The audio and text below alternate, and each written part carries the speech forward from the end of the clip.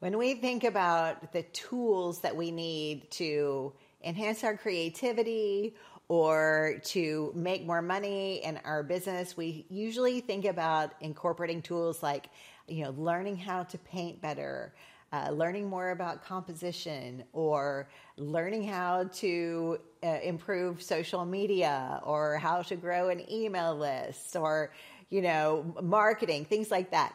And those are all really, really important. But we can't neglect one of the most important tools that we have, not just as artists, but as human beings. And that is to incorporate spiritual practices into our personal life, our creative life, and to our business life. And this isn't just me saying this. This is something that Oprah has talked about, tools that she's used.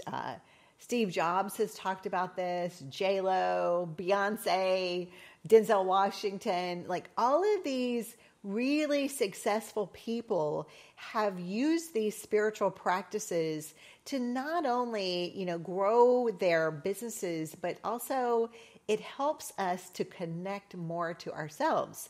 And when we use these practices, it helps us to connect to ourselves. And that allows us to create art and to create businesses that then connect us to other people. And maybe it's connecting to collectors, or maybe it's connecting to galleries, or whoever it might be, but it has to start with connecting to ourselves. So in today's episode of the Honest Art Podcast, I give you 5. I teach 5 of these spiritual practices, but I'll tell you about one of them right now. And one of those may seem obvious, but we often don't think about it, and that is nature. Going outside and connecting with nature can be a total game changer.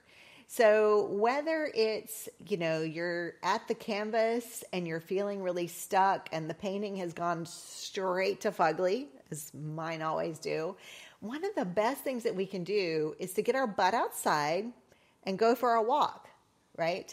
But then there are other times where I have heard from you as artists and you've said, I just feel like I'm in a creative slump.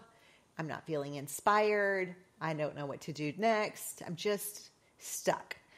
And if that happens to you, you know what I'm going to say? Go outside.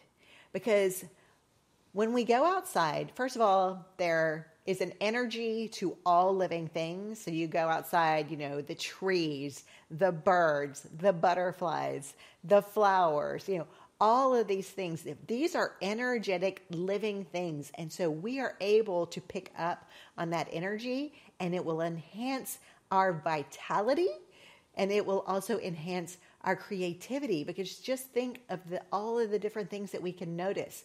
We can notice, like I said, we can notice how the blades of grass lay down or stand up. We can notice how leaves are turning one way or the next. We can notice how these colors are spectacular, and maybe we want to incorporate some of them within our art.